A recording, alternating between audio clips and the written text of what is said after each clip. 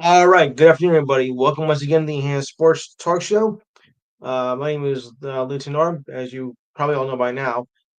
A little bit of a gray day here in the New York, New Jersey area, but that's okay. We can get through it.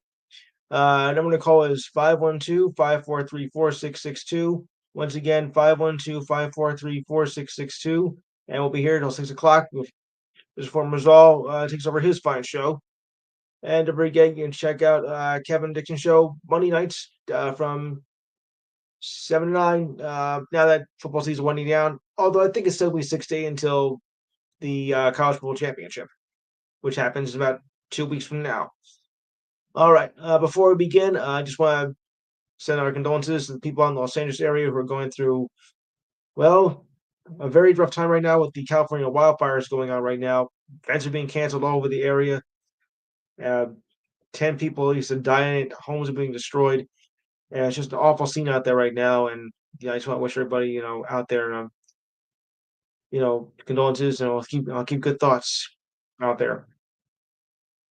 So thoughts and prayers are with you, and we'll update more on this as the show goes on. All right, let me bring my crew in here right now. Steve Kett, Mikey, Alan, Alan, his mic is off. Diane, okay, I thought your mic was off. All right, Diane and Mike, uh, Matthew.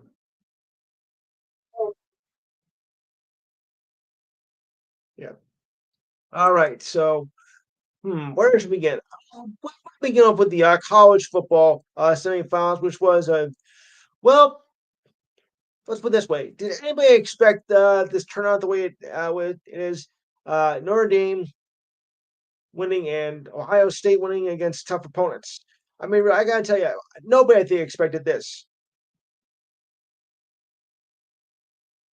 I mean, Ohio State is the eighth seed, which I didn't think, and Notre Dame. Although I will say this, that I think third the Notre Dame Penn State final couldn't win in either direction. To be honest with you, those are very two teams with very similar styles to the game, and anybody could have any team. I mean, because that was not gonna be easy. I of course took Penn State to win, but with the last second heroics of Notre Dame, just unreal. So to update on the scores here, that were oh,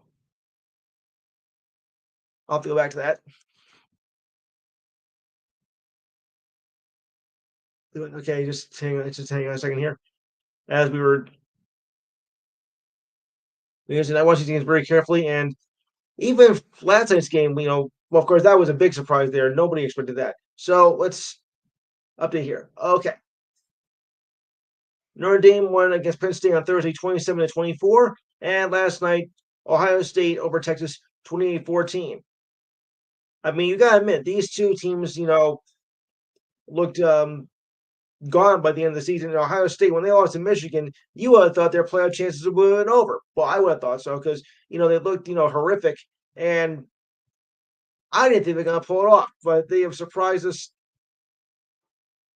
Yeah, they surprised I think everybody in college football, and look where we are now. So now it sets up on January 20th, and it's going to be a pretty. It's going to be a playoff like no one imagined. Did anybody watch these games over the weekend? Well, I know that, but I'm seeing for everybody else.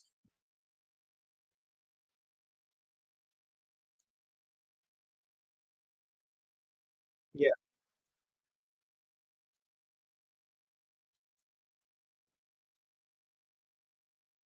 you are. Well, I think it's more shocking than Ohio State. I mean, like I said, Notre Dame and Penn State, I think they're pretty even, so that didn't really shock me too much at all. Right, Steve? Yeah. I mean, as the 8th seed, because like remember what I said. Um, so to give you a little bit of an update on that, and I'll explain. As soon as I find my all right, because like I said, Michigan was just looking, they were too strong, and Ohio State was looking like a weak bunch. Um, at the Michigan game, and I didn't think they were going to get a chance. They were lucky to get an 8th seed, and they did, but they surprised. But they, I think, surprised a lot of people, including me. And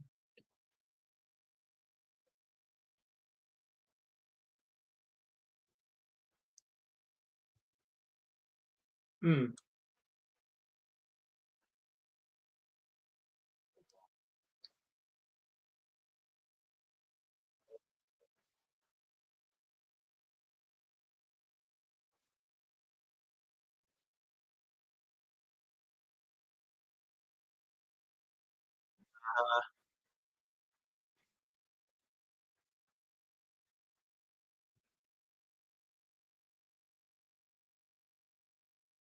no, that won't.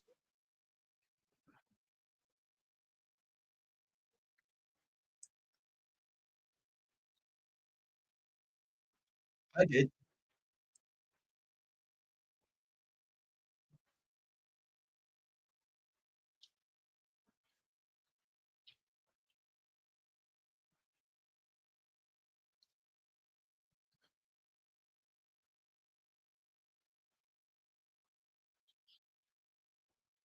You would think. Okay, I mean, don't give me the predictions yet because we still got a week to go before anything else happens. But you might be right about that. But I was thinking Notre Dame and Penn State pretty even, but Ohio State, which, like I said, looked dead in their season finale against Michigan.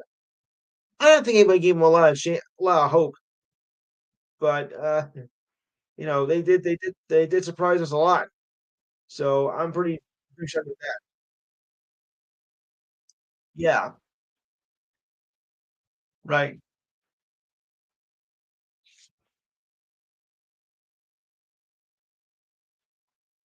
exactly. So yeah, exactly. So anyway, well, it's going to be against Georgia, Ohio State against Notre Dame. The Buckeyes did not make this, of course, easy on themselves, but Jack Sawyer removed them from many harms with a strip sack from Quinn Ewers late in the fourth. Sawyer scooped up the ball, took it 83 yards from away, a chance to Texas to tie the game and secure the victory for Ohio State, or as you call it, the Ohio State. Helped by two Ohio State pass interference penalties, Texas was 3 feet away from tying the game. That's right, 3 feet away at the one.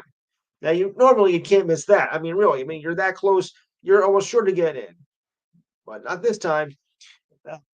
Um, Ohio State on the first down before Texas called a risky toss sweep down the 2 yard line. The Buckeyes blew for a 7 yard loss. Then, following a third down incompletion, the Longhorns season came down to Ewers needing to complete the biggest pass of his college career.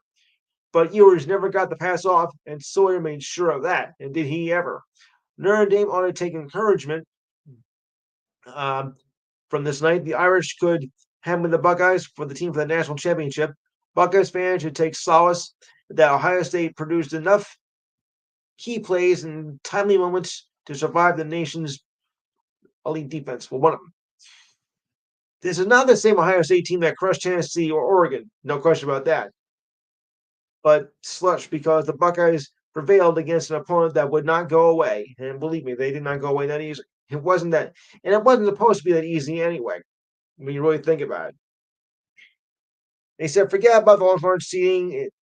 Just the result you expected. Watch the Buckeyes postseason, just not in the way you expected it.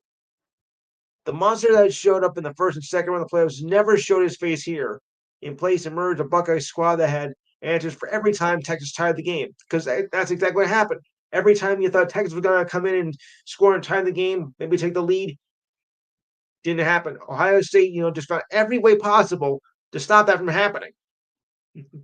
That took a lot of guts. And Ohio State endured game-killing penalties on a Will Howard interception. Way to go.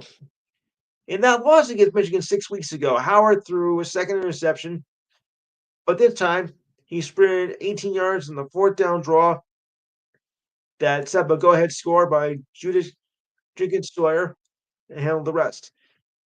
And at the end of it, the celebration was on, and they said, "Holy moly, we're off to Atlanta!" Yeah, you can say that again, all right. I mean, that was like a big shock there because, like I said, Ohio State they didn't look like they were a championship caliber team 6 weeks ago, but they sure proved it wrong. And Ohio State's now back in the champion game, and I'm looking forward to it. So, any other thoughts this with the Ohio State game in Texas? Steve Davidson, I'll start that with you.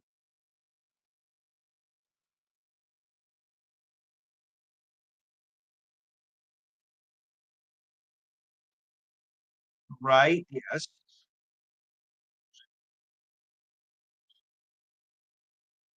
Mhm.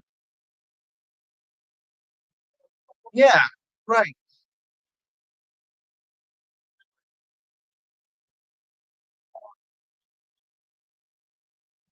Turnovers can kill it right there. Turnovers can kill momentum, right? Mhm. Anyone else have any thoughts? All right, move on to the second. Yeah. Who busted first? Yeah. Right.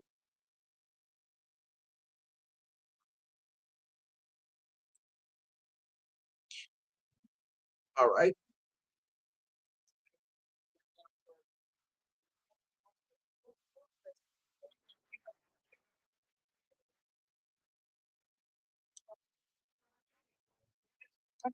Right.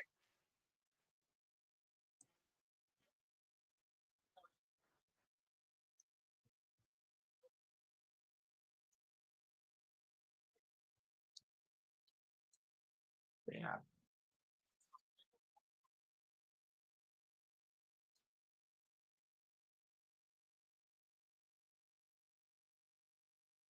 All right.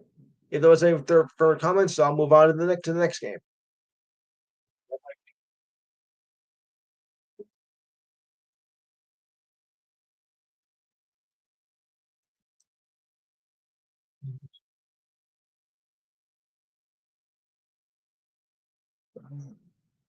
So now we'll move on to the first game that happened over the week. Notre Dame outlasted Penn State just barely in the Cotton Bowl on Thursday, and of course, and with the first team to advance to the championship game. The new 12-team format, thanks to that, the Fighting Irish became the first team to win multiple bowl games in the same season, thanks to this expansion. Notre Dame won the Orange Bowl and the Sugar Bowl, the later a 23-10 win over second seed Georgia, which actually did not surprise me because, with their um, regular quarterback out with injury, I thought it was Notre Dame's chance, to steal the victory away. So I was not surprised with this at all. I know some of you are, but I'm not.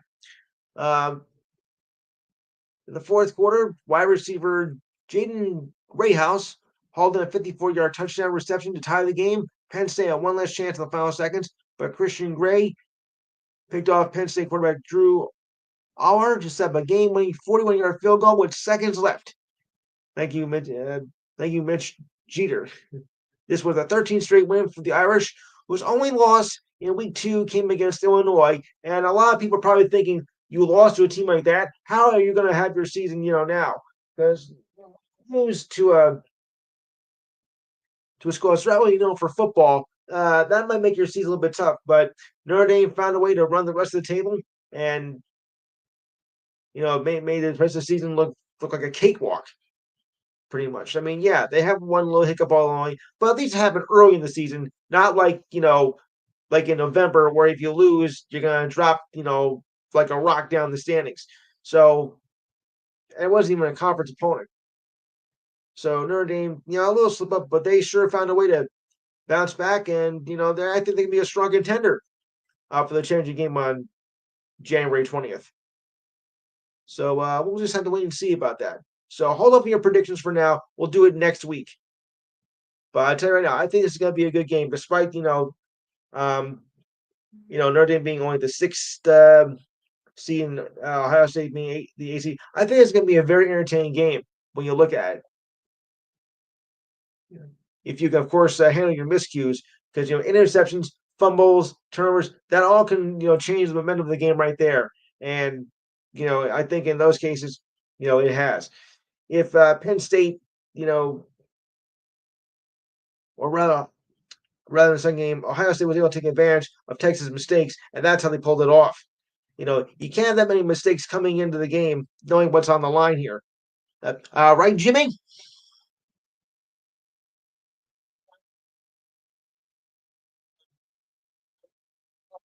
Yeah,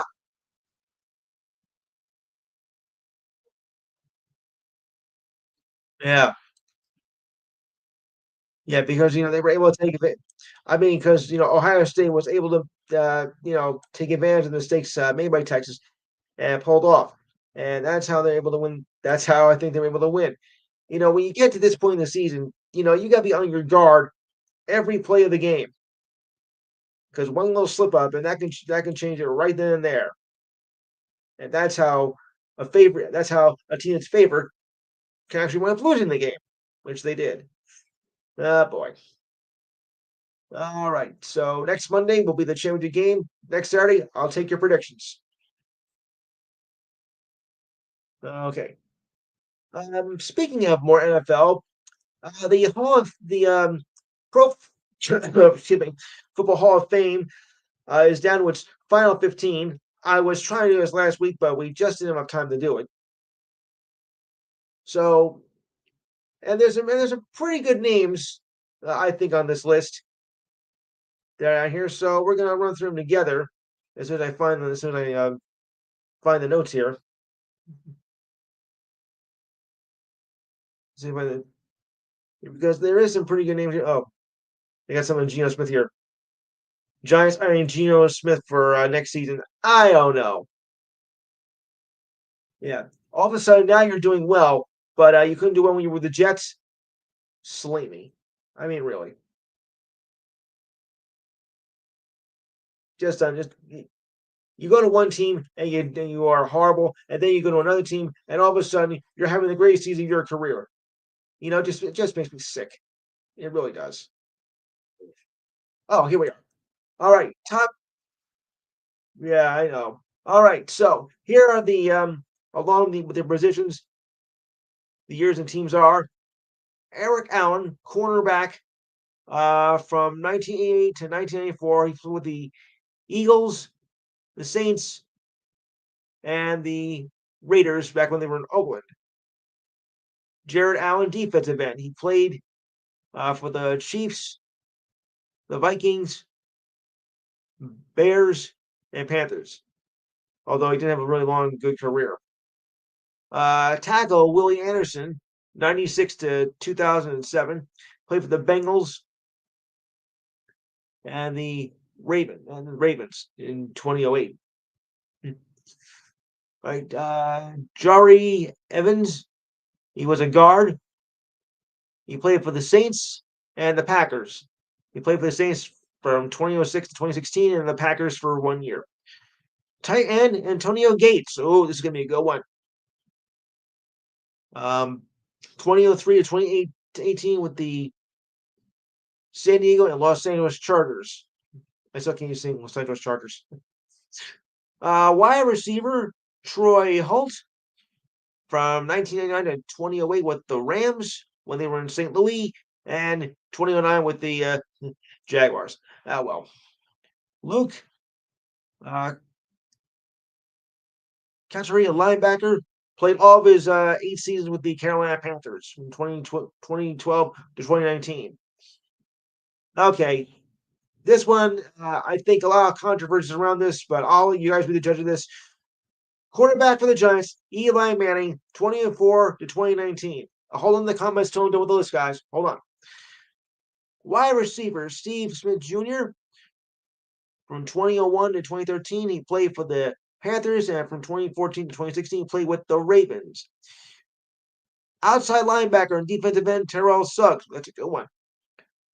Played from 2003 to 2018 with the Ravens, then 2019 with the Cardinals, then then went to the Chiefs. All right. Fred Taylor, running back, 1999 to 28 with the Jaguars, then the 2009-2010 season for them. You call them the Patriots.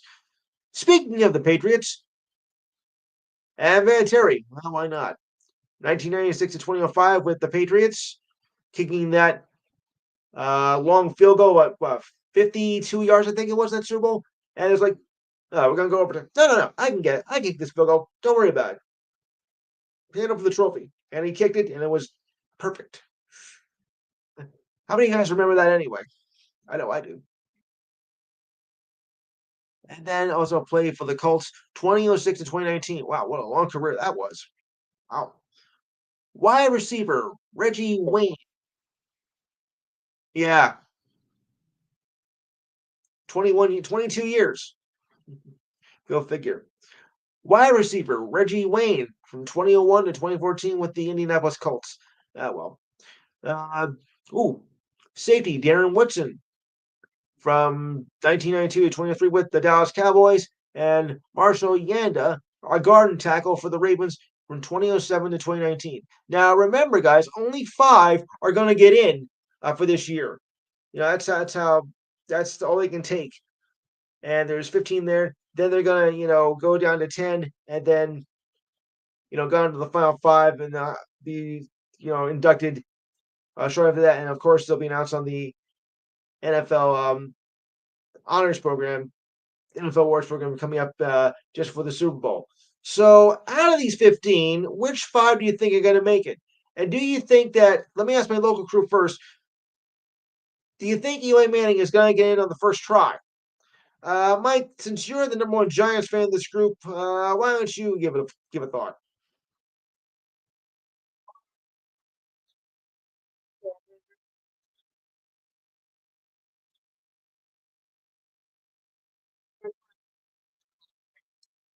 Yeah, but remember, okay, he won 2 Super Bowls, but when you add up, his regular season record and all that, it wasn't really that impressive. They're not just looking at, Super Bowl performances, they look at all around performances, what he did in the regular season and, the rest of the playoffs. It just can't rely on just 2 Super Bowls. I mean, sure, a lot of quarterbacks didn't win 2, but they did a lot of other stuff, during regular season of their career. So it's been quite a controversial call on that. Uh, Diane, your thoughts? Diane? Yeah, your thoughts on Eli first ballot Hall of Fame? No, he hasn't made it yet. I mean, he's still gonna be considered. But what do you think his chances are? Jimmy? Jimmy? Jimmy, are you there? Hmm, must have lost his mic. All right, Matthew.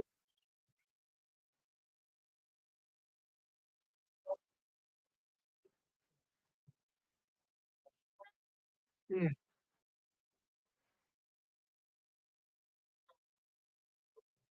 yeah. Alan, your thoughts?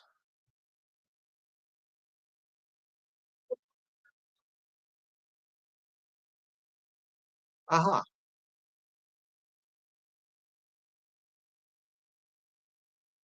Right.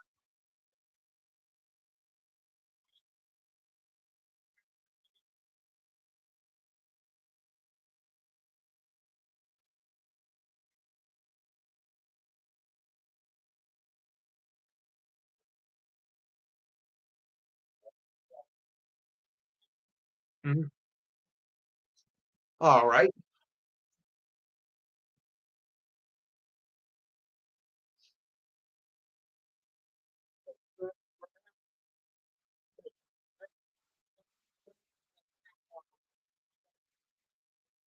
Yeah.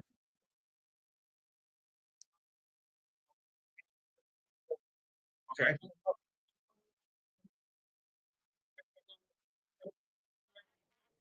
Yes. Yes.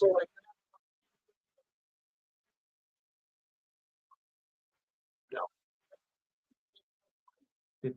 I think they might need him back because without him, the Giants have been horrible. I mean, this is the worst season in their existence, and yet they're going to keep the staff on. I don't believe it.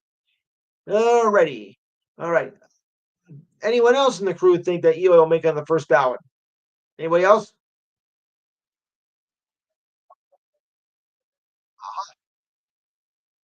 Oh yeah,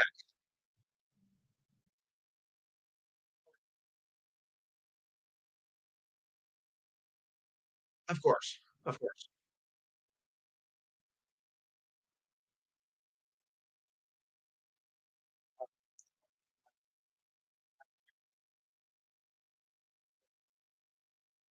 Right,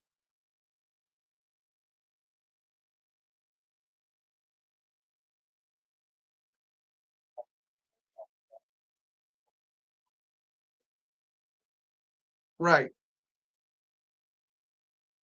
exactly. So I thought too.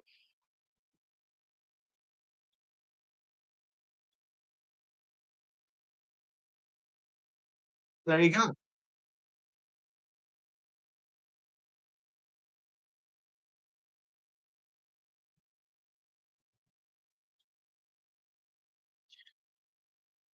5.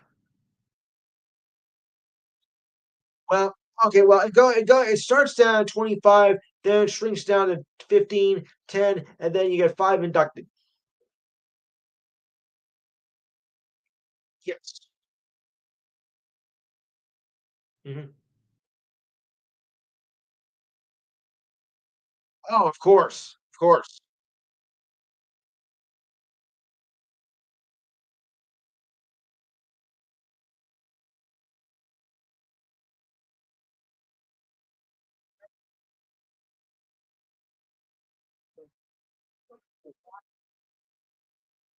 Mhm.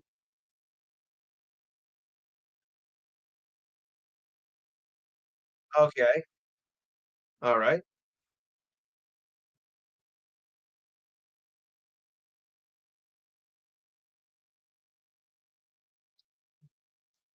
Yeah, the same thing. I'm thinking the same thing. I mean, I won't deny that, what he's done, for the Giants in those years, but Hall of Fame in the first ballot, I'm a little iffy about that.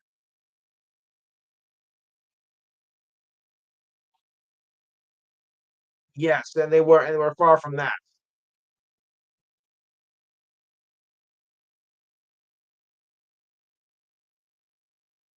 Yeah, right. Okay. Anybody else have any other thoughts?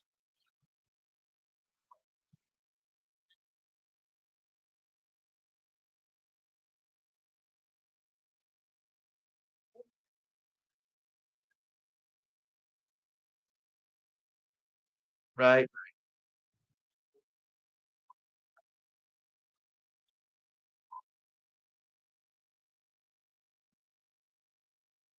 That's yes.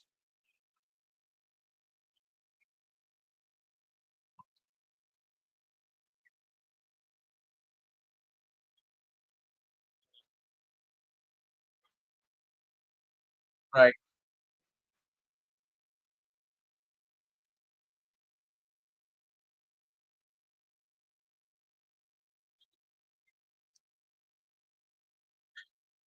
Right.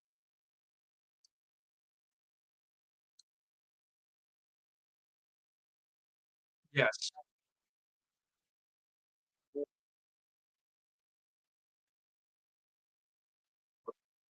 Okay. All right. All right. Anyone else have any thoughts or move on?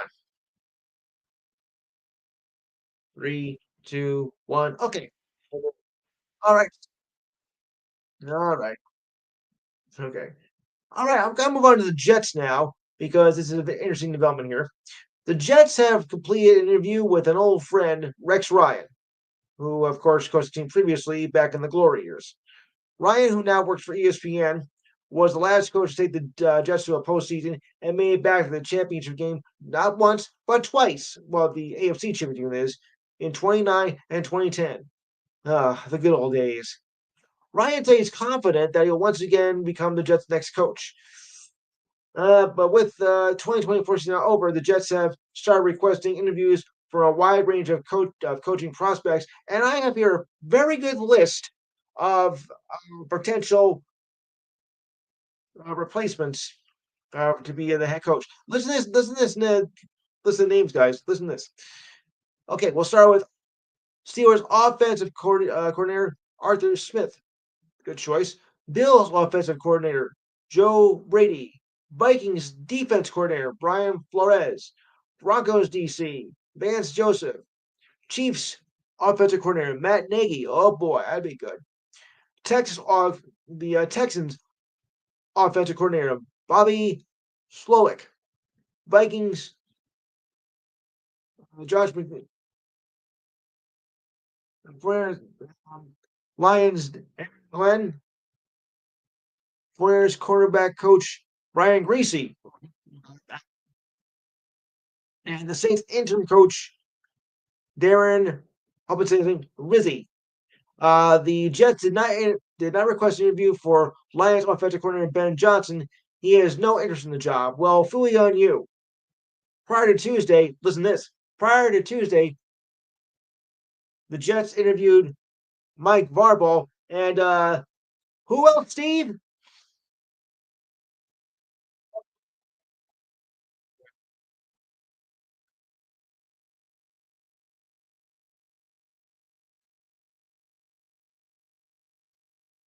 I had to do it on this. I had to do it on the spot. I'm sorry, I just had to do it because I couldn't resist because I know how much.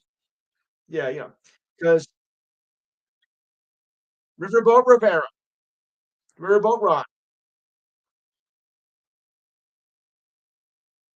Yeah, right. So, I'm looking at this list. I mean, okay, yeah. I mean, Rex, is a good. I think is a good candidate. I mean, he did a lot for us, everything. But I was looking over this list, and I was, looking. I'm thinking to myself. I said, "Self." The self said, "What?" So I'm thinking, Matt Nagy. I think is a good observation here. I mean, he knows how to win. He's took the Chiefs to two Super Bowls. Might take them to a third straight. Very possible. Uh, Arthur Smith is Arthur Smith with the Steelers. That's really good. That's a good choice. Up for a playoff contending team, most likely. So I think he would be a strong candidate too. Uh, Brian Greasy. Well, his father, of course, was a great quarterback for Miami. So uh, no, no, Brian Greasy.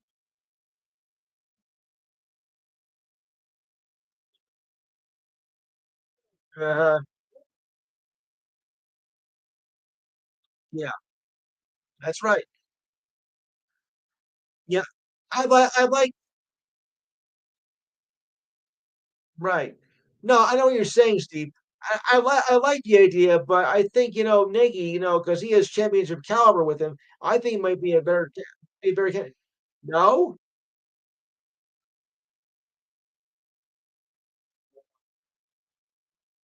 Hmm.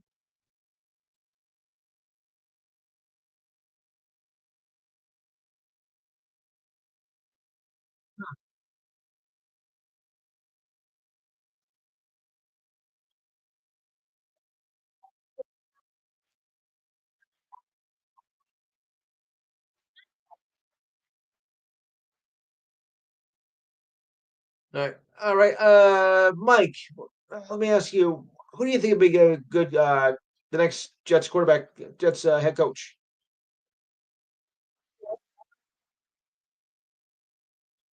Uh, all right.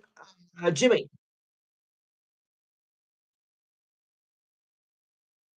Jimmy. His line's dead again. Oh boy.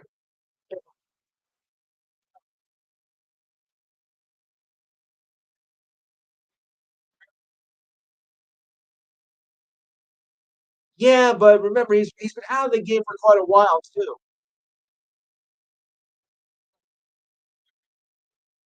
Yeah, but keep in mind he has been.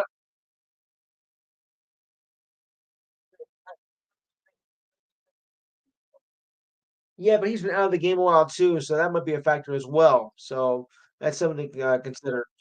Diane, your thoughts? Who should be the next Jets head coach?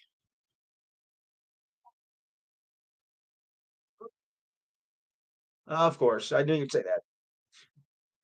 Uh, Steve Kent.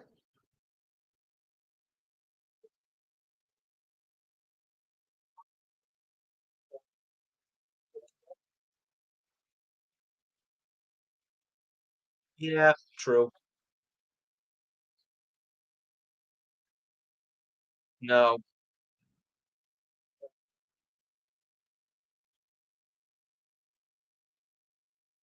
Yes. Yes.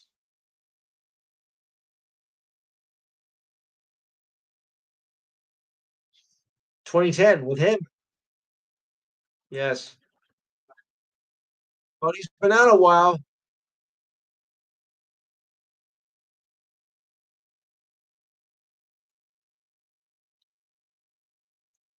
No.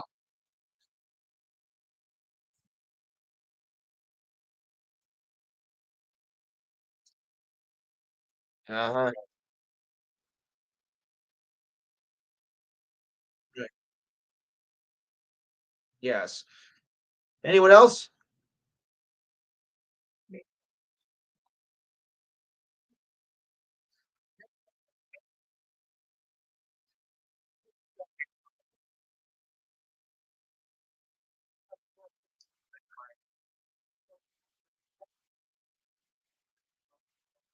Yeah.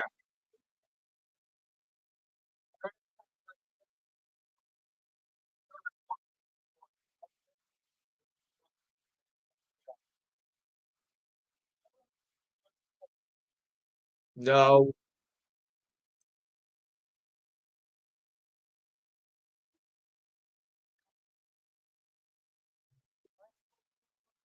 Mm.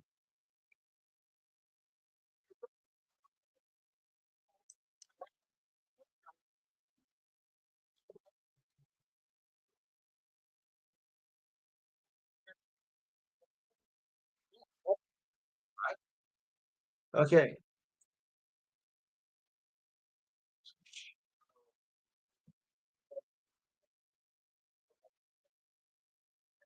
The Twilight Zone. Come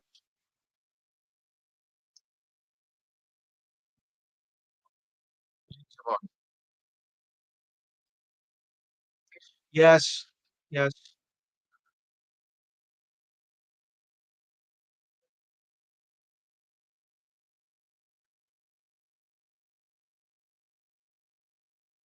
Peter Framer.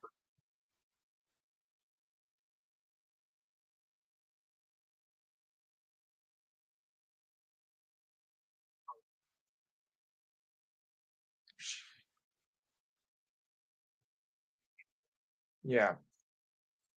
All right. Anyone else? All right, move on.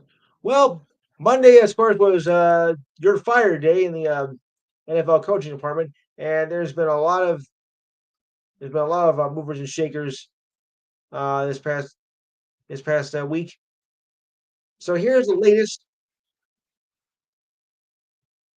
So here's the latest on who was fired or retained. Okay, yeah, this was a better way to do it.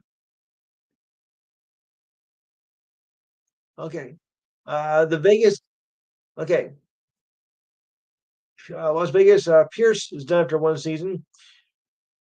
Pierce started his only full season with the Raiders coach with a 2-2 record before going on a 10-game losing streak. Oh boy, that put his job in jeopardy. Well, when you had that kind of a record, your job is in jeopardy. The Raiders dealt with a number of injuries, including to defensive lineman Max Crosby and Christian Wilkins. Also navigated the Deontay Adams early season drama that culminated with the trade to the Jets. And look how well that went. Pierce took over as an interim coach midway through the 2023 season. He went 5-4 the rest of the way, earning player support to get a job on a full-time basis. Unfortunately, we know how that turned out because for the rest of the season, ladies and gentlemen, we consider that a dud. Antonio Pierce. So you're gone.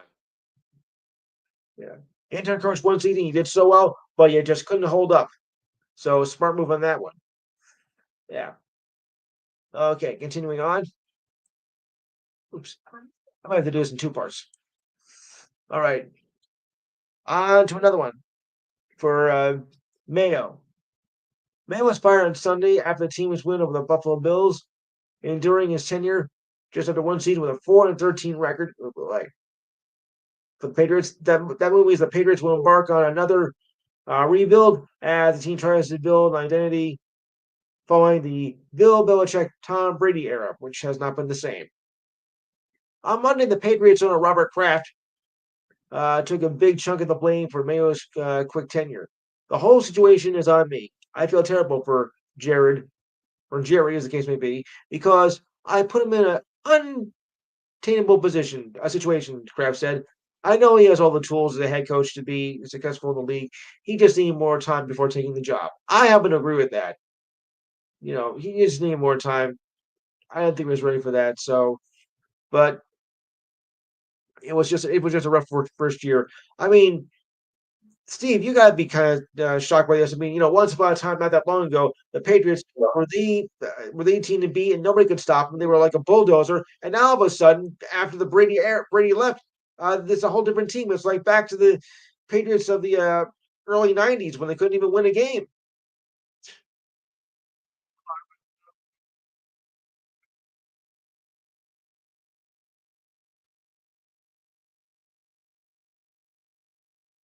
Yeah,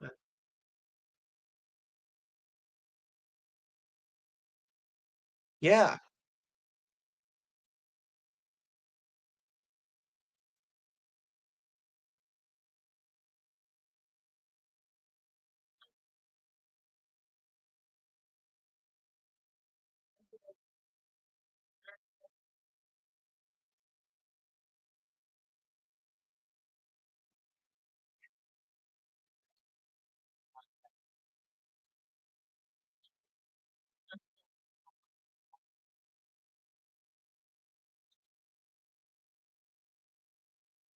yeah,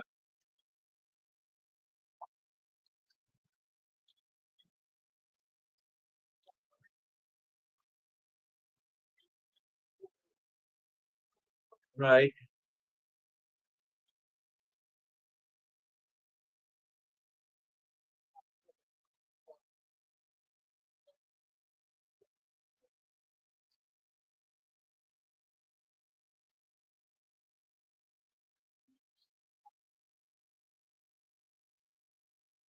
Yeah,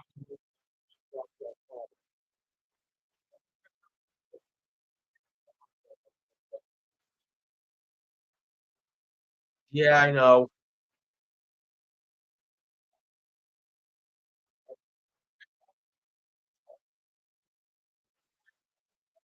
Yeah,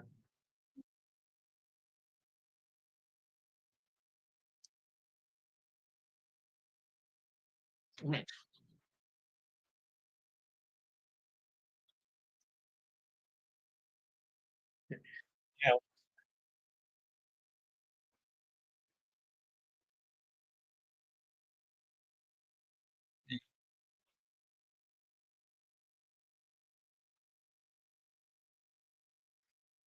a horse tranquilizer.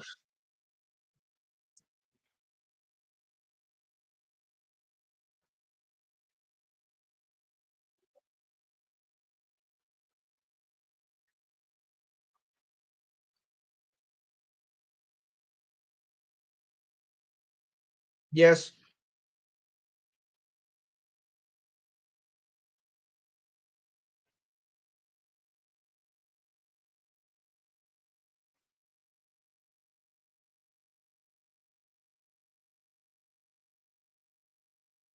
I think 25th. Yeah,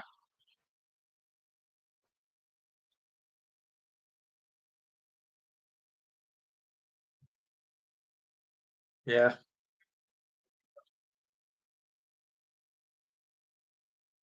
right.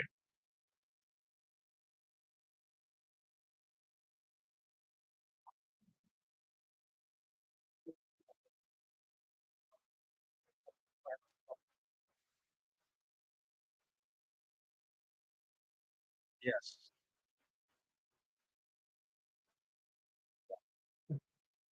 So in other words, hold the mayo?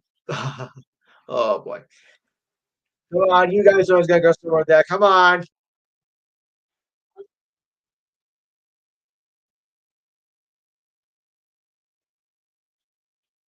Right. Okay, moving along. The Jaguars have decided to move on from head coach Doug Peterson after his second straight disappointing season. Well, I guess the Jaguars, which you expect. Jacksonville went 4-13 this season, and Peterson lost 18 of his last 23 games. Yeah, you were overdue. You're out of here. I mean, the Jaguars have done nothing in, who knows how long. Ugh. Right, the Jets, of course, well, we know what happened to them. Yeah,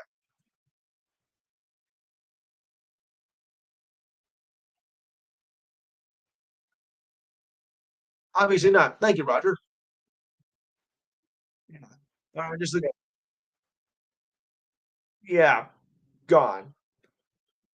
All right, so also we'll do some stuff on who's staying because we're not going to do who's been fired because I have some people who are staying, and some of it I think is a bit of a surprise. Just a sec here, while I just be sure I don't miss anything. Ooh, the Bengals need help too. The Bengals fired their defensive coordinator, linebacker coach, defensive lineman coach, and offensive lineman coach. Wow, they fired defensive coordinator Lou Amarino, who held the position since 2019. They also dismissed linebackers coach James uh, Betcher, defensive lines coach Marion Hobby, and offensive line coach Frank Pollock. Wow. Talk about cleaning your house. Okay, the Browns, they fired offensive coordinator Ken Dorsey and offensive line coach Andy Dickerson. The Browns have finished 3 and 14, were last in points at 15.2 points per game, 28th in total yards at 300.8 per game this season. Oh, what a shock. The Bears, of course, fired that. Yes, yes.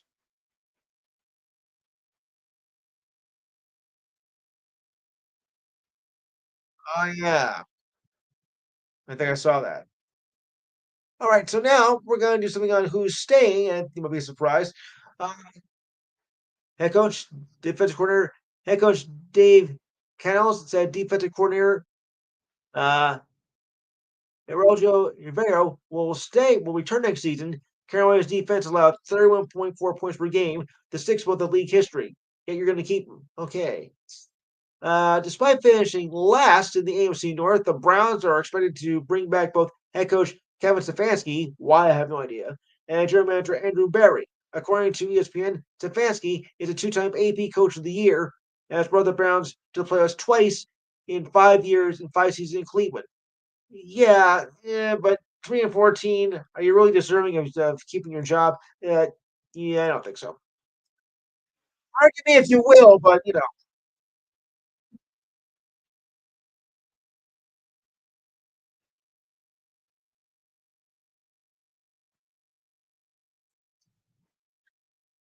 the password is albatross.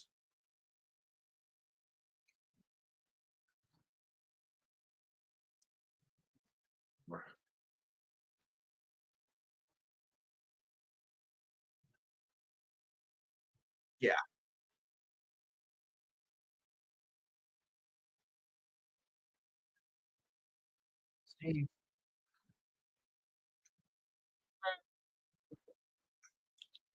Hold it, guys. Hold it. I got to do a Giants win here. Okay, hold on.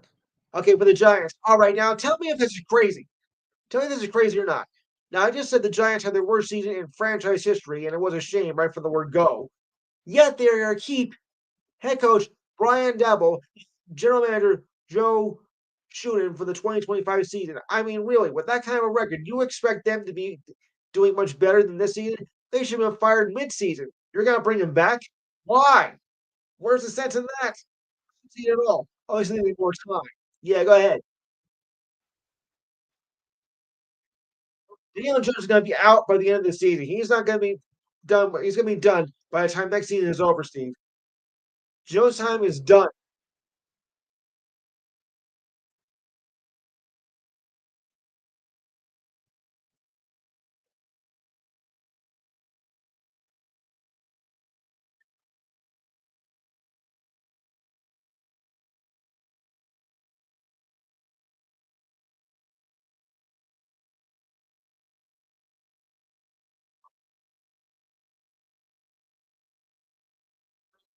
Uh-huh.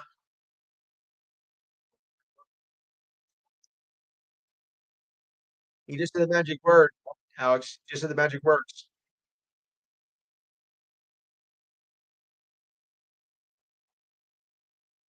Yeah. Well, if you ask me, I don't think they're deserving of coming back. Even though it was they said they need more time, but an atrocious season like that, I mean, really not worth it. I'm sorry. I mean, because this team needs a total overhaul. And Jones is not going to be back after next year. I don't think he's going to even last the full 2025 season. I mean, ever since Saquon Barkley left, hold on, Steve. Yeah, I mean, even it is, it is.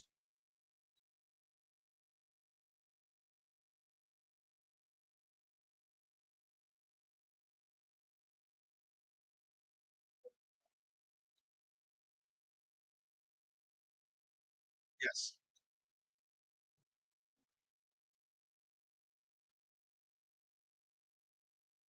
second or third. Yes.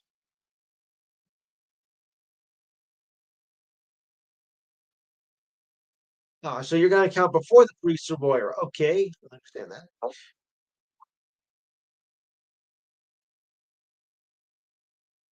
Yeah,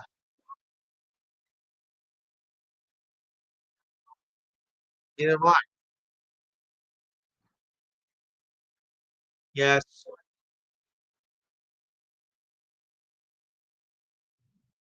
All right.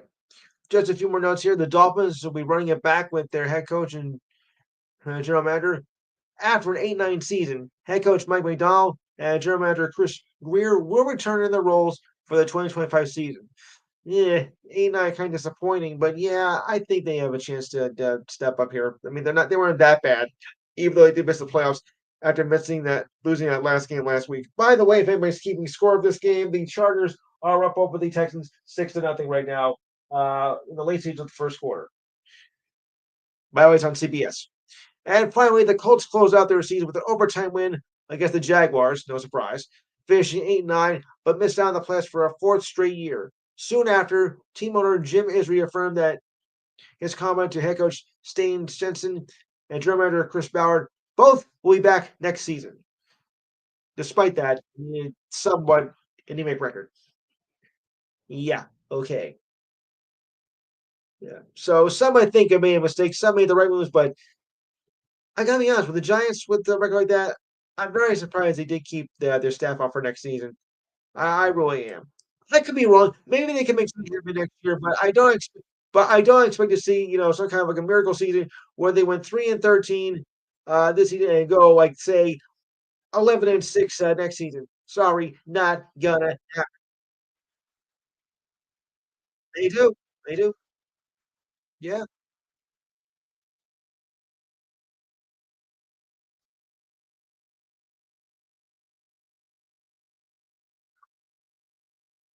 Yes.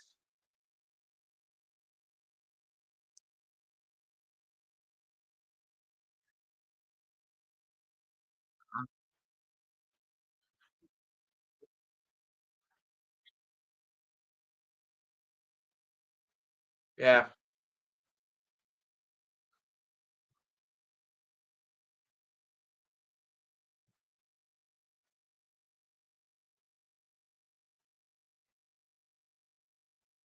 Okay. All right. Yeah, it's all fixed now. Yeah. Okay, I'm getting the predictions now, so we don't go overlap over time. So, and there's only 6 games now in the postseason. The numbers get smaller. So, you guys all ready? I get a little more enthusiasm from you. Thank you. All right. All right. So, on we go. So, in this first game, we got the Chargers and the Texans. Steve Davidson, who do you like here? Diane,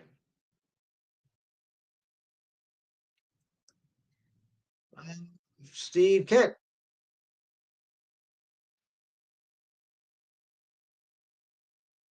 Mike, Matt, Roger, Alex,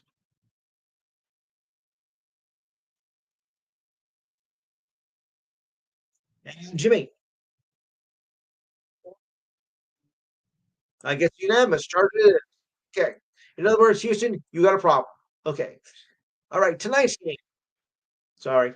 Tonight's game, which is a good one on paper. I don't know how it's going to be in the game itself. Steelers, Ravens. Steve Davidson.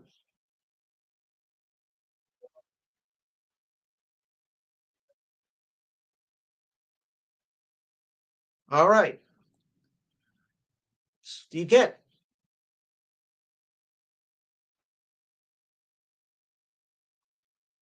Okay. Mike, Diane, Matthew.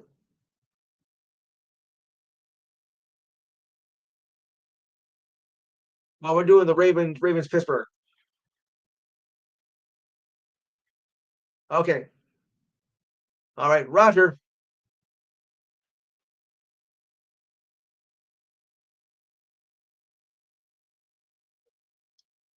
Alex,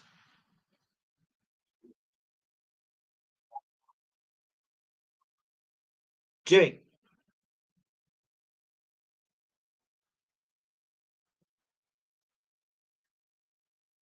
I'm going Raven. I'm going Ravens too. By the way, that game is on Amazon Prime. If you don't have Amazon Prime when you're set, come over to my house. We can watch it together. Although I don't know if you got to make it by 8 o'clock. Okay. All right. Tomorrow, a triple header. Ooh, it's gonna be a good one. Broncos, Bills. Gee, who had to do it first? Diane, of course. Steve Davidson. Steve Davidson.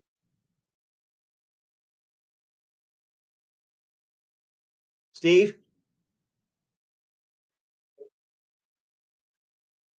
I thought you'd say that. Steve Kent.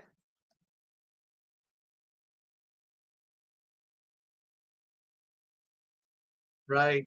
Right. Mike. Matthew. Roger. Alex.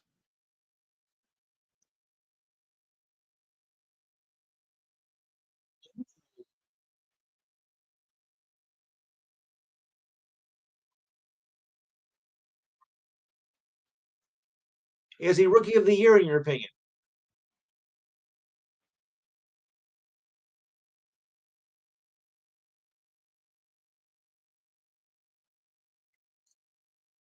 Yeah. Yeah. Oh, well, Alex, everybody knows a Bono's defense. Oh, never mind. That's from a long time ago, folks. Jimmy.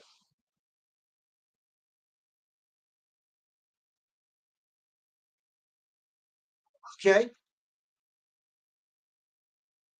Yeah. I mean, I'll put you this way: the Steelers, Ravens, and the Broncos, Bills game. I don't think it's going to be an easy game. I don't think any of these games are really easy, but still.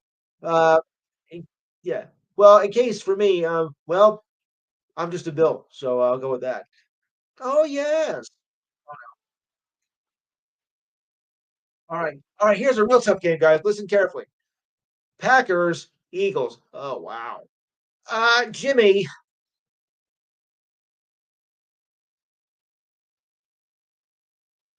of course. Steve Davidson.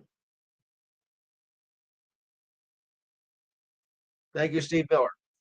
All right. Steve Miller. Steve Kent.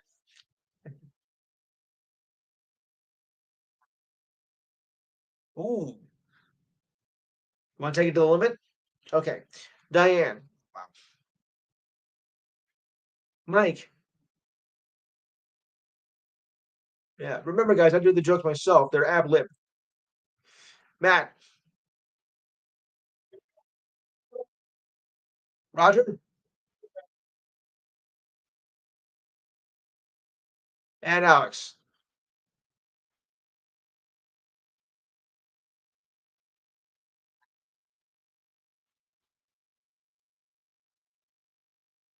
I am gonna go Eagles, but I don't think it's gonna be any. I don't think it's gonna be easy. I think it's gonna be a very hard fought game, especially on defense. So I would pay attention to this game most of all.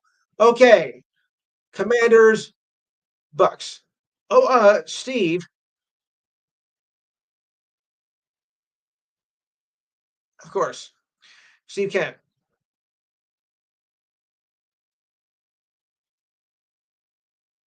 All right, Mike, Diane, 4 for 4. Matt,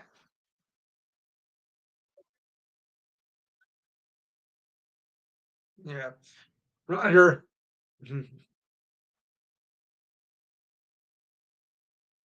Alex.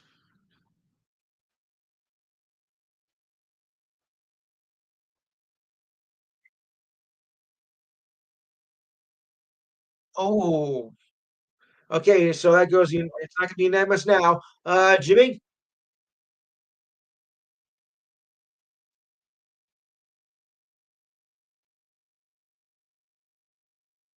Okay, so it's almost unanimous. So because I'm gonna take the Commanders. Uh, There's one every crowd, folks, that doesn't take it, of course. And finally, the Monday night game, the Vikings against the Rams. That game has been moved out of Arizona due to the wildfires in California, which is a shame, but you know.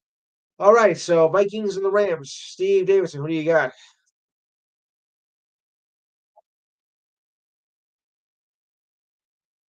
Uh-huh. Okay, that's one thing to consider. Steve Kent. Yeah. Uh, Schrader, Sam Darnold. Mikey. All right, Diane. Matt.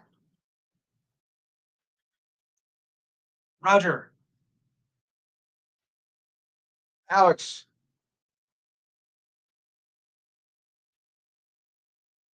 And Jimmy.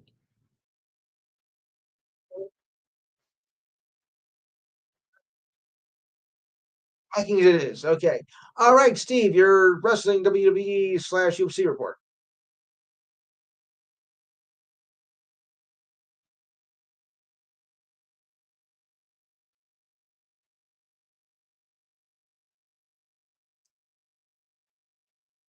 Yes.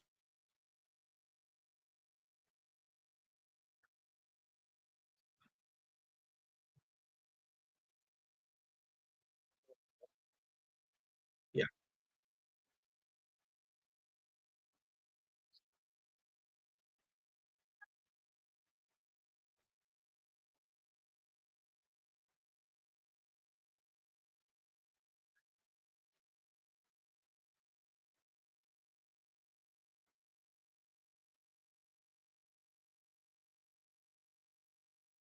Ooh.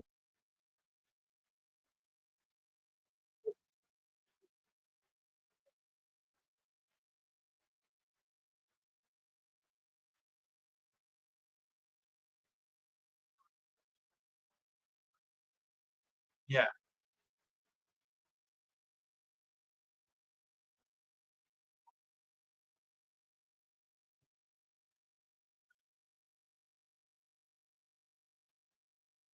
Okay. Diane, you got some boxing trivia I heard, right? Let's go.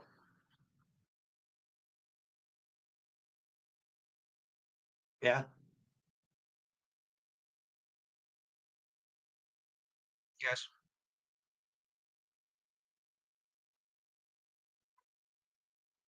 Mm-hmm.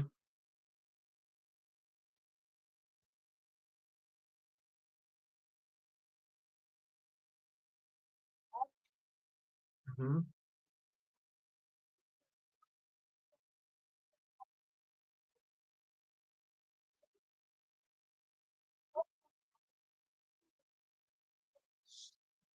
I believe it was Michael Spinks with the left.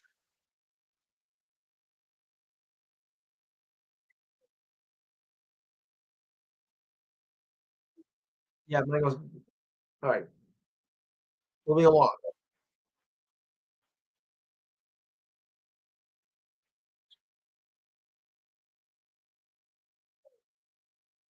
Yeah, but that happened several years earlier, though.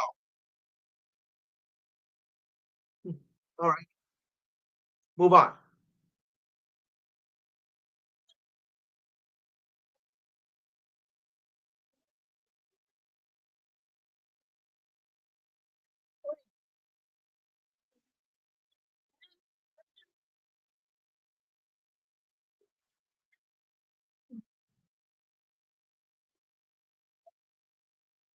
think it was 1906.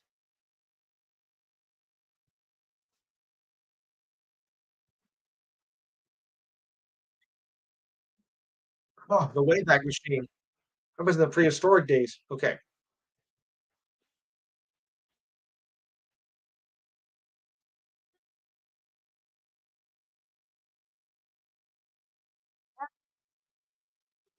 Blue Jungle.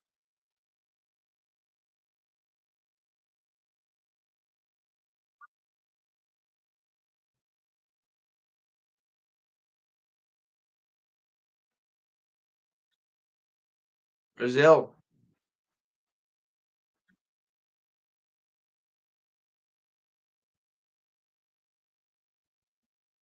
Yeah. Come on,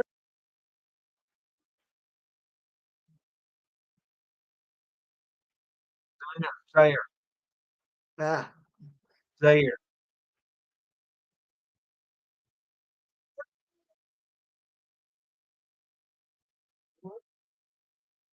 Okay.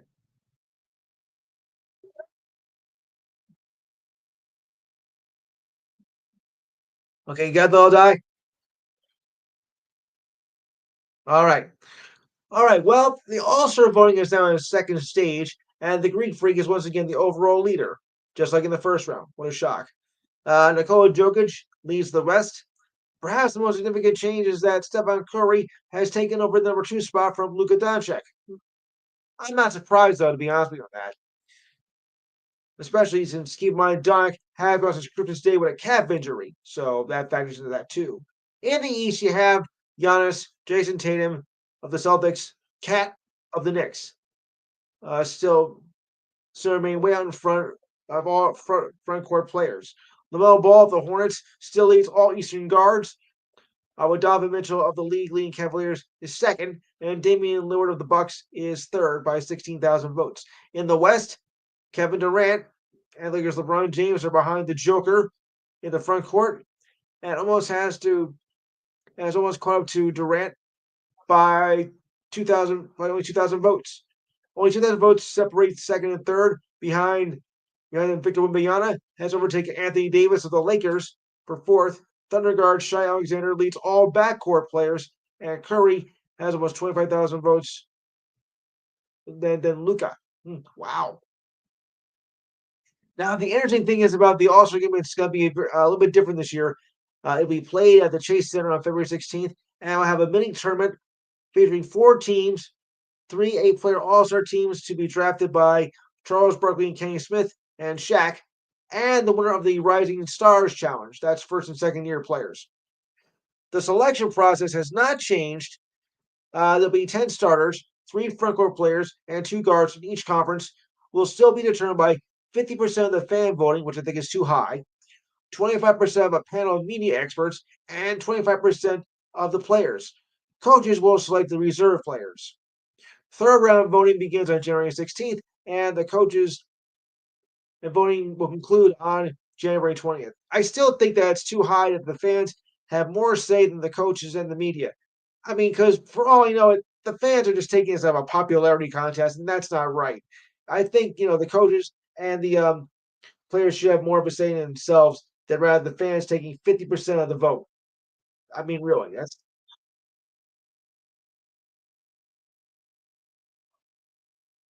yeah.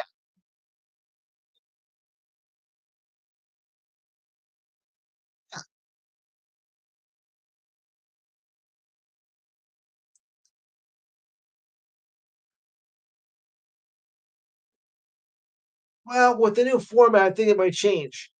Because it's going to be like a mini tournament style. So that might change, and it might bring more excitement to the game itself. Yeah,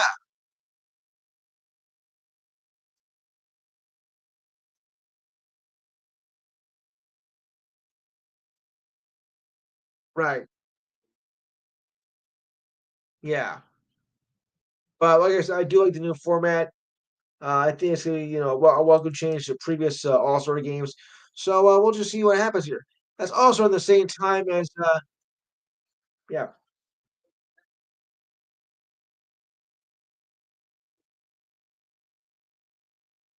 yeah, because the NHL is also doing a four-team tournament from a four nations tournament, U.S., Canada, Sweden, and somewhere else, and that's going to take around the same time. So it's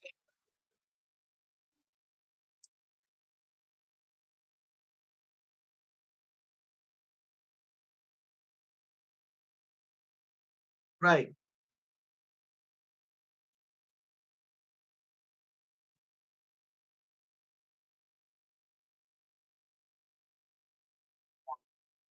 Yes, I like that.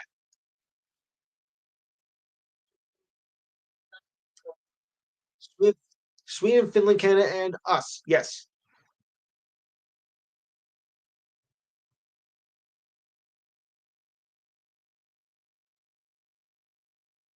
pretty much. Hey, remember, guys, they did have a World Cup tournament at one point.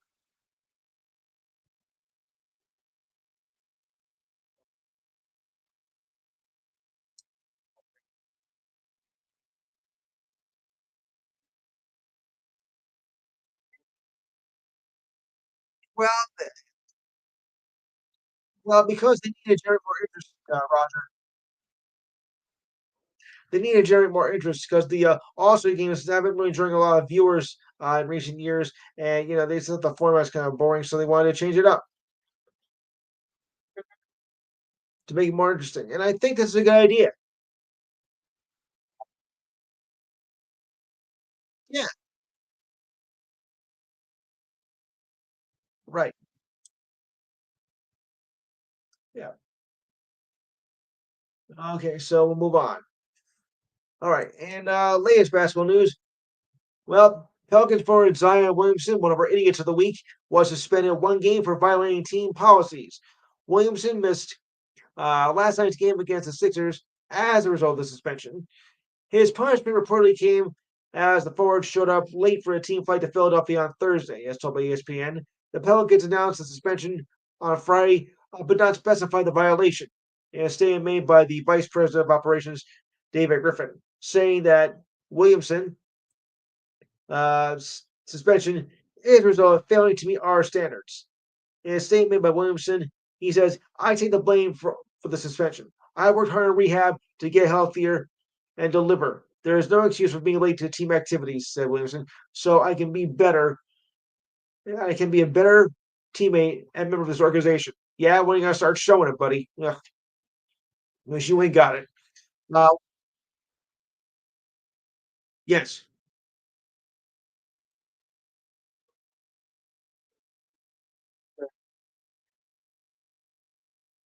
Oh, thanks, Pete.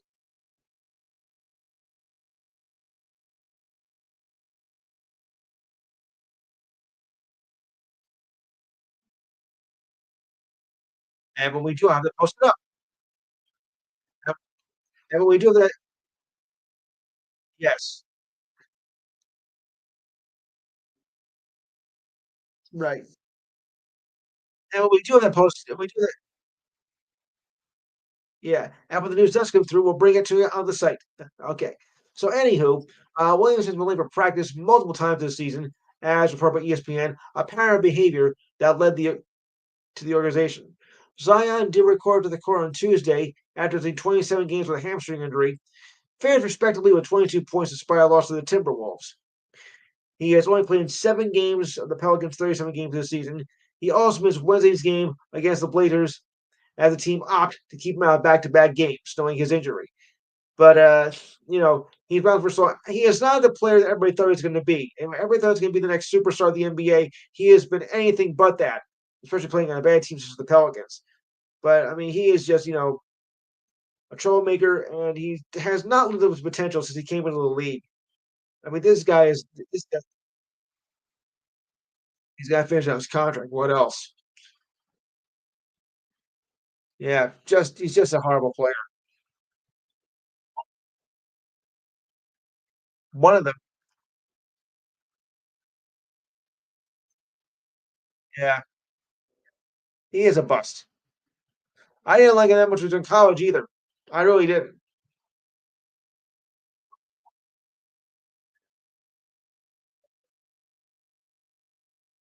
Yeah, exactly. But still, well,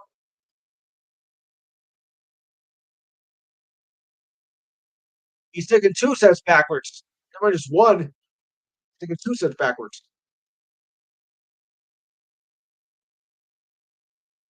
Yeah,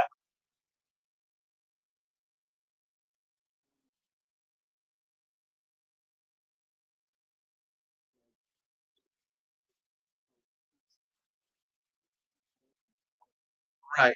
Yes, basketball. Yeah, we understand.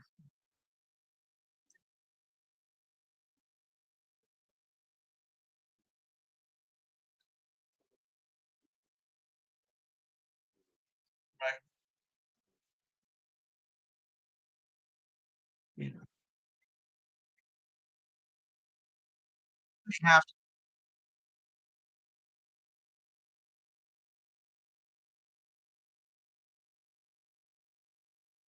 Yeah. And Browns quarterback Deshaun Watson retore his Achilles tendon during rehab uh, and could miss the entire 2025 season. I'm just reading this right now. Watson underwent a second Achilles repair surgery on Thursday and faces a lengthy recovery. Oh boy. Watson initially tore his Achilles on October 20th, and that's all we have for now. So we'll keep tabs on this as we go along. Okay.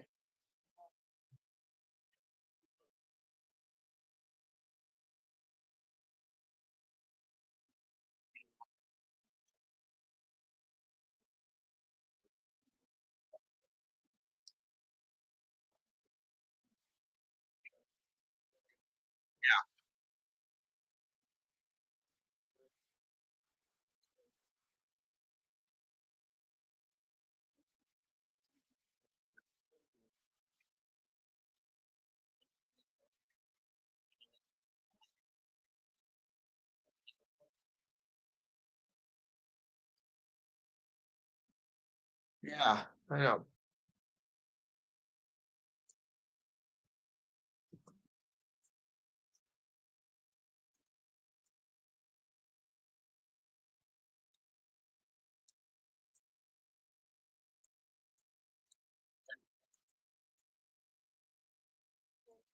Yeah,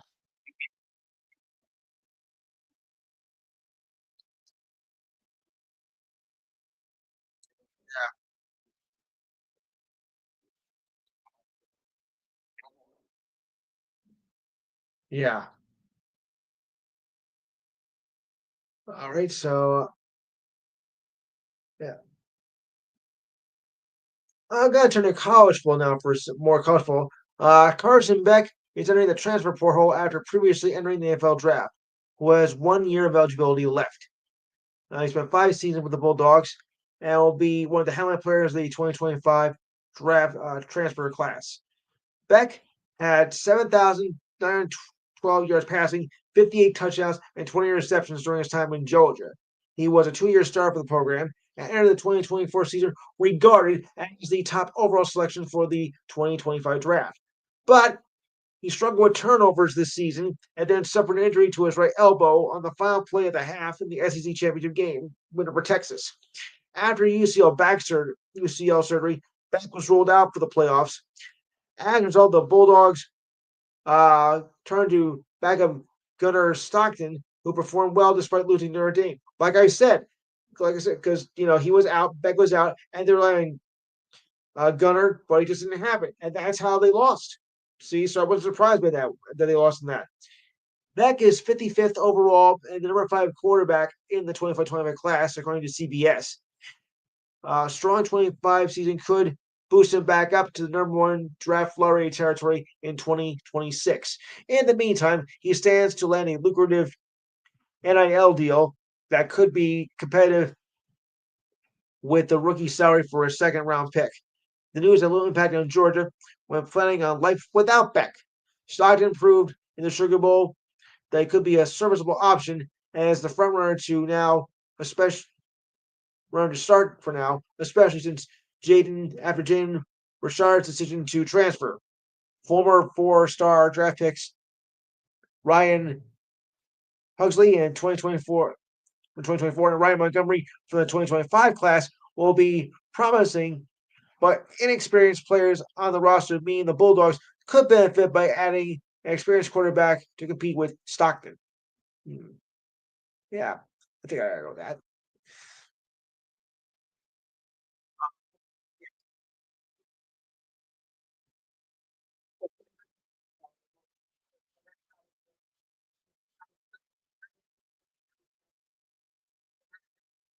Yeah. Okay, on to more idiocy of the week here. Rams wide receiver Demarcus Robinson was charged with one count of misdemeanor DUI. The office of the LA City attorney told TMZ on Thursday. You're going to trust TMZ's word? Why?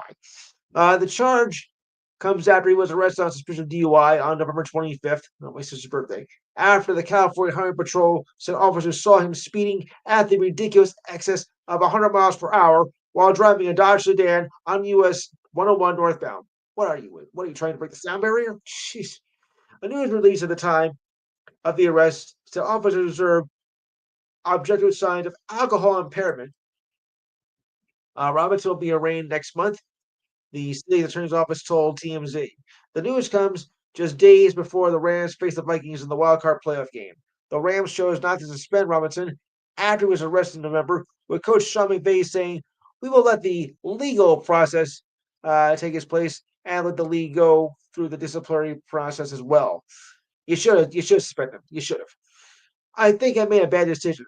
I don't think it makes him a bad person. And I do believe with the words he said, hopefully our team will learn from this and not make the same mistake. Yeah, time will tell about that. Robinson started all 17 games this season, led the Rams with 7 touchdown receptions. He was fourth in the team with 31 total receptions and 595 receiving yards. Still, disciplinary action should have been taken right after the incident. I mean, let let the league process take its place. You could have killed somebody, man. You let them take his place. Come on. You're looking to hurt anybody or yourself. I mean, what were you thinking? Or were you thinking at all? I mean, the things that some of these people do, just because they're high profile athletes, they can get away with murder.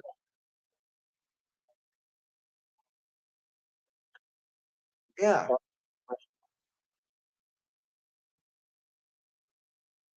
right. It is. Get over. Do something every month, but every week. I thank you for that. Yeah, make it lightly because we don't want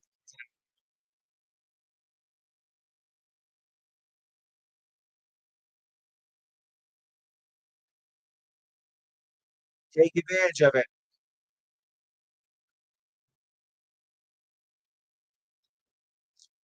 Hey, Mike, I got some good news for you.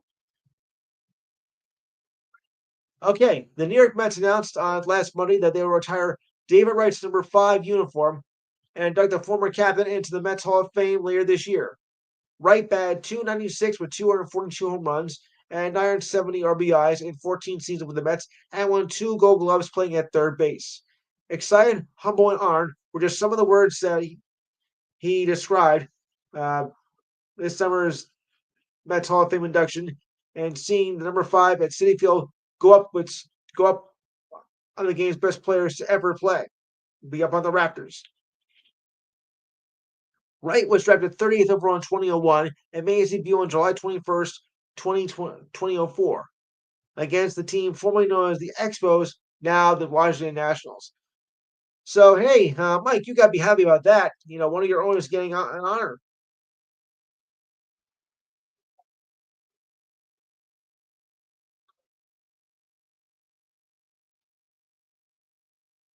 Yeah. Too bad though he was not one of the teams that made it to the World Series though. That would have been icing on the cake right there. Yeah. And deservedly so. I mean, I'll give him credit for that. He was good for the Mets, even in some of the lean years. But he really did you know, give the Mets a spark. And yeah, I'm happy.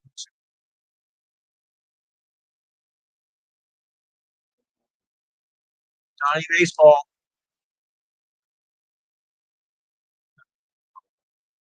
Yeah, yes. Okay. Another idiot of the week. Well, actually, I think there's like two idiots of the week here. Listen to this. The two Yankee fans became infamous for the wrong reason after interfering with Dodgers infield Mookie Betts in Game 4 of the World Series had now been banned from attending any Major League Baseball games. Oh, this is going to be fun. During the first inning of Game 4, Betts attempted to make a catch in right field territory at Yankee Stadium. He reached over the wall into the first row of the seats and caught the foul ball. However, these two yutzes sitting along the wall tried to take the ball from Betts' glove. One of these so-called fans was shown on camera trying to pull Betts' glove open to get the ball, while the other grabbed the outfielder's wrist to prevent her from pulling the glove and the ball back into the field of play. The umpires called fan interference, and Betts was awarded the out and called the two so-called fans complete morons. The fans identify as Austin Camblanco and John Hasten were ejected from the game at Yankee Stadium and banned from Game 5. Now they're completely banned from all MLB stadiums overall. So this definitely gets my vote as one of the idiots of the week. And I do mean idiots. Oh, wow.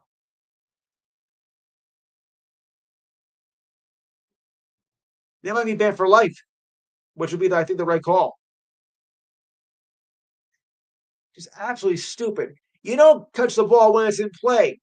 Yeah, sure, you might have been saying it's a foul ball, but the ball was a play, and you had no business interfering with it. And you call yourselves fans. How stupid can you be?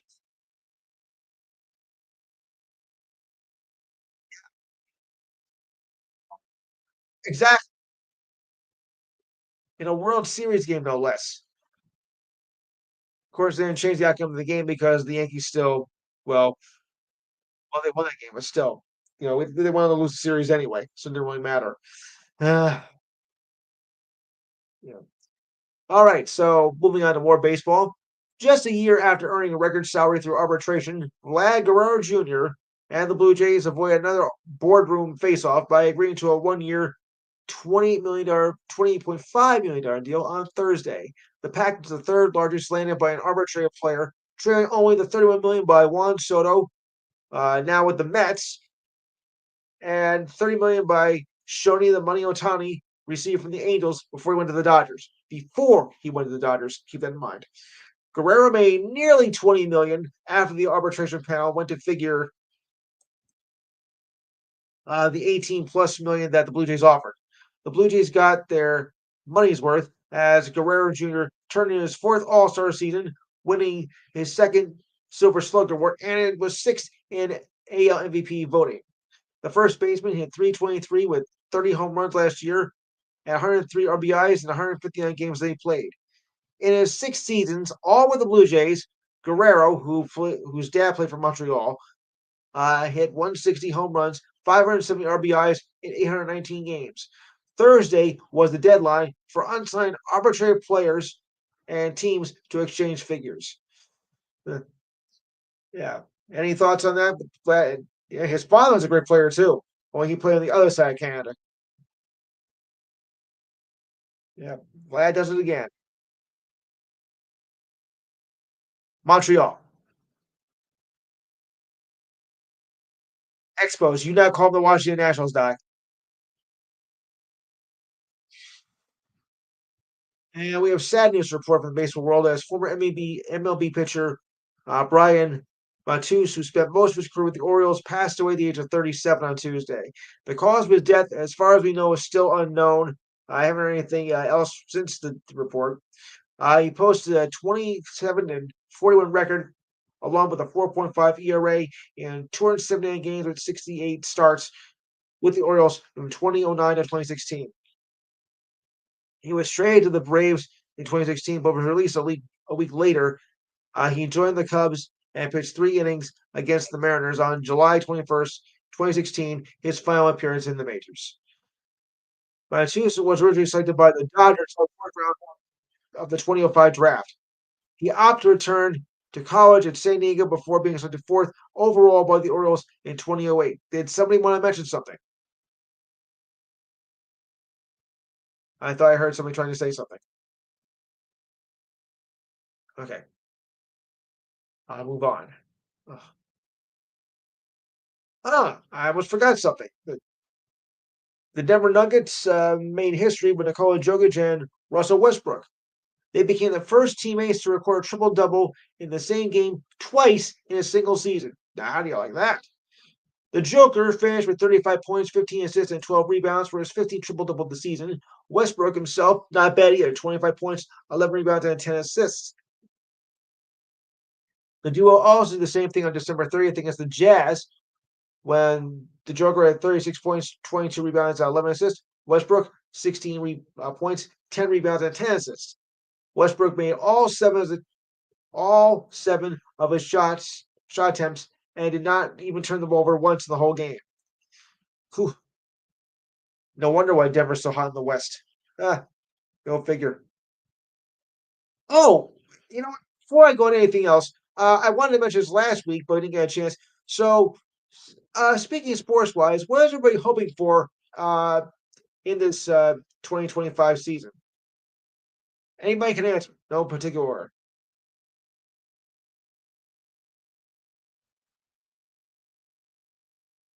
Okay. Anyone else have any thoughts for the coming year?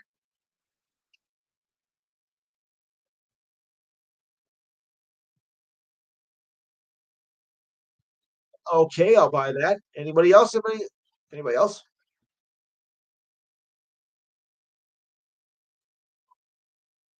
Would you say that again?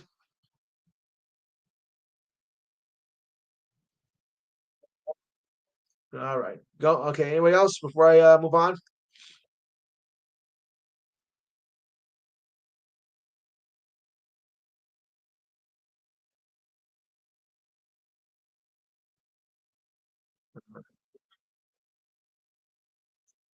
Oh yeah, yeah, yeah.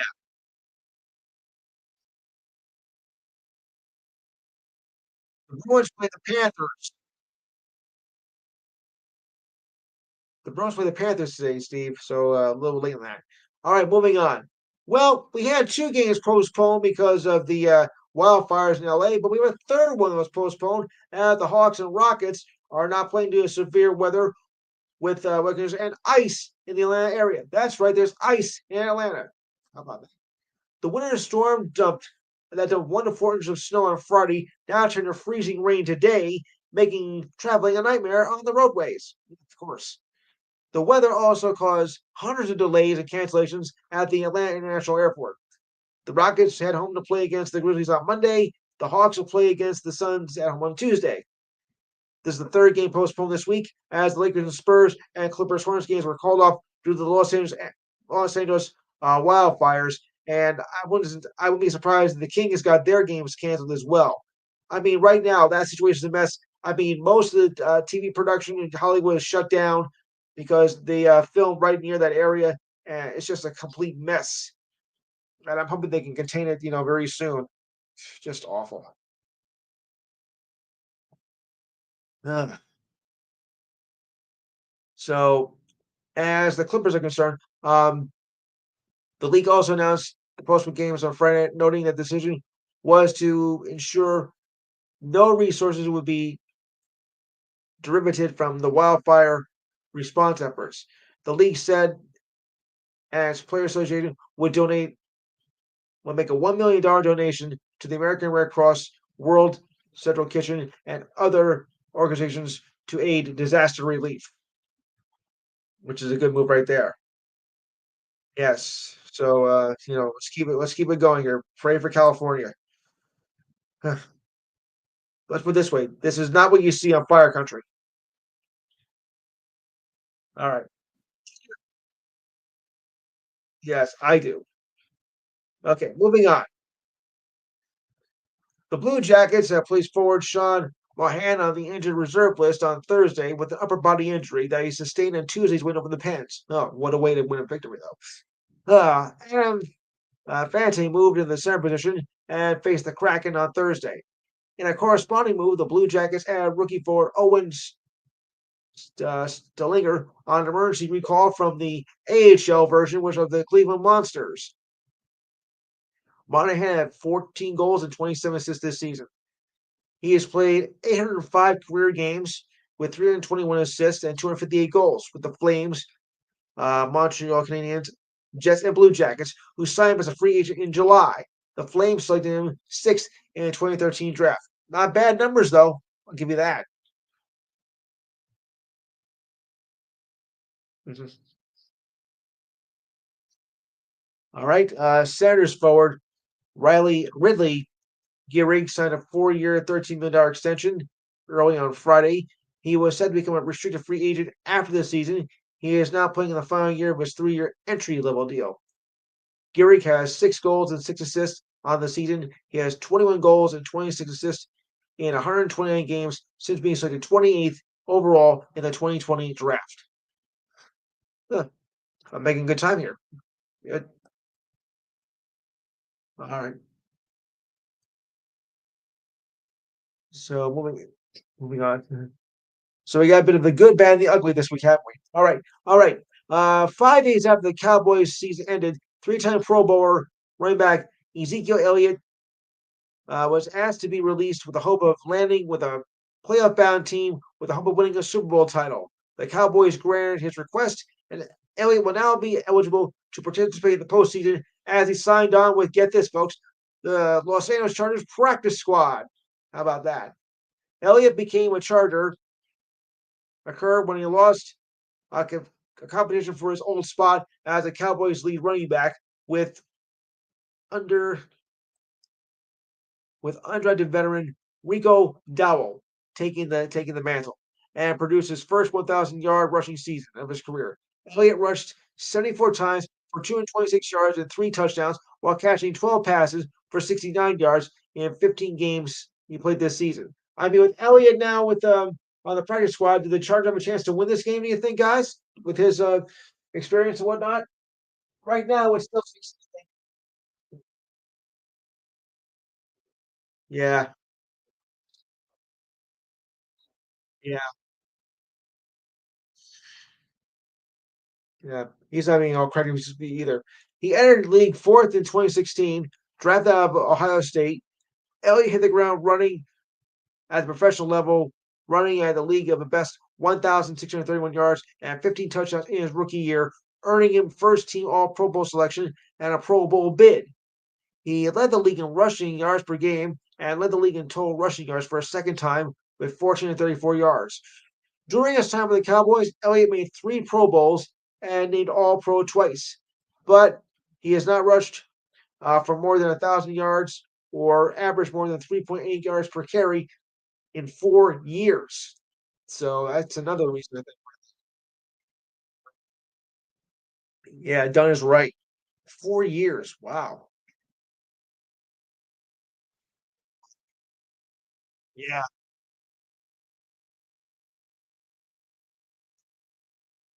No. No. Obviously not. All right, more baseball news here. Right-handed pitcher Michael Lorenzen, who helped the Royals earn a wild card spot last season, re-signed with the team on a 1-year deal, as reported by multiple outlets. ESPN reported that Lorenzen signed a 1-year, $7 million deal with a $12 million option for 2026, reported by MLB.com. MLB.com reported the option included a $1.5 million buyout. Acquired by the Raiders in a trade deadline deal, Lorenzen went 2-0 with an ERA of 1.57 in 28 plus innings and with 6 in 7 games with 6 starts with the Royals last season. He went 7-6 with a 3.31 ERA in over 130 innings in 26 games and 24 starts. He was drafted by the Reds in the first round in 2013 and spent 7 of his first 10 seasons in league with the Reds. He also played for the Tigers, Dodgers, and Phillies. In 363 career games with 93 starts, Lorenzen is a decent 47-44 with an ERA of 3.99 in 854 total innings. In the playoffs, he was 0 for 1 with a 1.17 ERA in 7.2 innings with 6 outings in relief. Not terrible numbers, but still a losing record. Well, then again, it is the playoffs. Yeah. And of course, the Dodgers, well, they're going to try and, of course, do all they can to defend their title.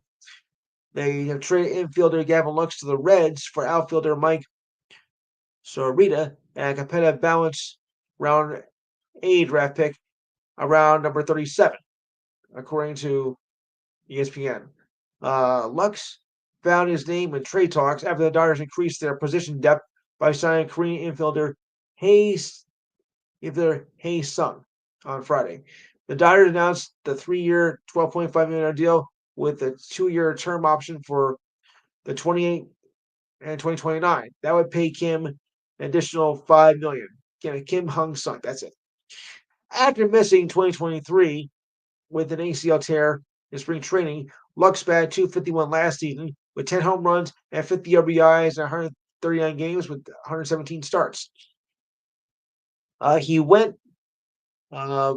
176 and was 6 of 34 with 1 home run and 4 RBIs as the Dodgers went on to win the World Series. Yuck. Lux played 130 games at shortstop and first and second base and 11 for second base in the postseason. Yeah, let's see him try to do it again. We'll see. He underwent a team control through 2026. Lux was selected 20th overall in 2016. He bats .252 with 20 home runs, 155 RBIs in 412 career games. As for Kim, who has played 8 seasons in Korea, is an elite defender at multiple positions. He batted .326 with 11 home runs and 71 RBIs and 30 stolen bases for the Kinwoom Heroes of Korea. The Reds selected Sciarretta in the 3rd round of the 2024 draft out of Northeastern University. He finished his college career with 29 home runs and 111 RBIs in 143 games. Is this going to indicate that the Dodgers are going to repeat as champions, guys? Which I hope not. But, I mean, with this, do you think the Dodgers... Yeah, I hope not, but still. Yeah, I'm afraid you're right. Well, what may have been Rogers' last game for the Jets, well, he went out with a bang. He became only the 5th player in NFL history to throw for 500 touchdowns as he connected with Tyler Conklin on a 5-yard pass in a 32-20 win over the Dolphins in last week's finale. What a way to go out. The milestone came on what could be his final game of his career. He threw 4 touchdown passes to bring his total to 503. Rodgers joins Tom Brady with 649. Yuck. Drew Brees with 571, Peyton Manning with 539, and Brett Favre, who also was with the Jets late in his career, at 508 touchdown passes. Conklin found a crease in the end zone and was wide open as Rodgers connected to him midway through the 3rd quarter. Rodgers celebrated with his teammates in the end zone, and Conklin gave him the ball as a nice gesture. It was kind of like old school red zone touchdown, like I had done with the Packers. Yeah, well, where were you when you came to the Jets? They played there for 18 seasons, of course. Rodgers threw number 501 in the 2nd quarter when he hit wide receiver Alan Lazard for a 13-yard touchdown pass and to give the Jets a 15-6 lead. Later, he threw a scoring pass to Davante Adams and Breece Hall. Of his 503 touchdown passes, 475 of them came with the Packers, where he became a legend and won a Super Bowl there. As with the Jets, what else? He didn't do squat. Yeah. And Christian Watson is out after he tore his ACL. Oh boy. Watson suffered the injury at last night's loss to the Bears and was carted off the field with a non-contact injury and was ruled at halftime. NFL Network reported that Watson, a 2022 second round pick, suffered additional damage, and his ability to begin next season, which the final season of his contract, is in serious jeopardy now. Okay. Watson dealt with a hamstring that caused him to miss 8 games, including the 5 regular season games of the last season, though he did return for the Packers' first 2 postseason games. Quarterback Jordan Love was also injured in Sunday's game against the Bears, hurting his elbow in the first half, was replaced by Malik Willis. Love warmed up and threw the ball on the sideline in the second half, but did not return. But there is a chance that Love could return tomorrow as they face the Eagles. So we'll keep our eye on. There is a chance he could play. Yeah, I still say it's going to be a tough game.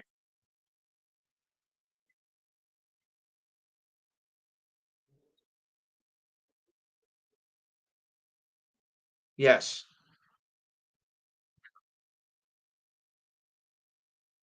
I do. I do. Oh yeah. All right. Wow. Looks like I covered a lot here. All right. Does anyone have any final thoughts before we sign off for the night?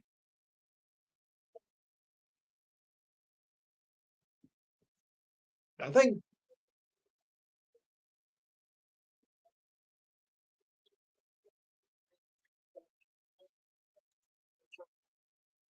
Yeah.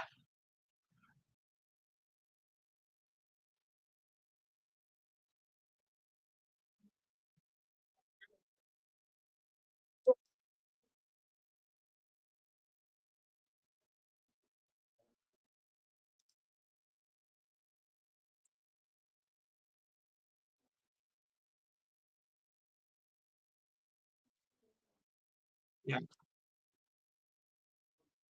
All right. Anyone else want to say anything before we go?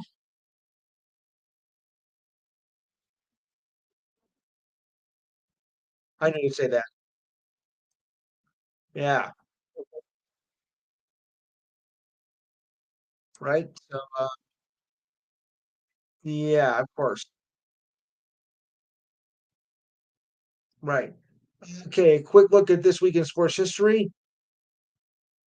Actually, it's this today in sports history now. But